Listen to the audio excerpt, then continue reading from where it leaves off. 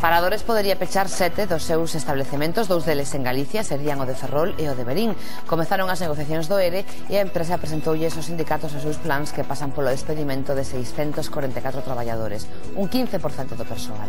Ademais, a empresa prevé pechas parciais nas infraestructuras de Vilalba, Monforte, Santo Estevo e Tui.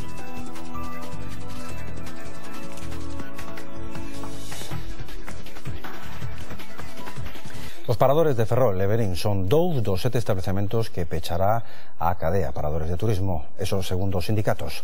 A máis a empresa tamén prevé peches parciais dos establecementos galegos de Vilalba, Monforte, Santo Estevo e Tui.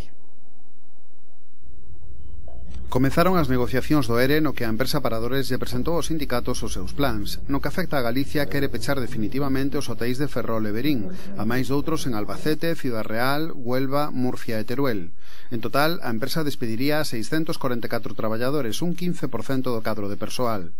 Tamén se propón o peche temporal doutros 27 dos 94 hotéis que forman a rede.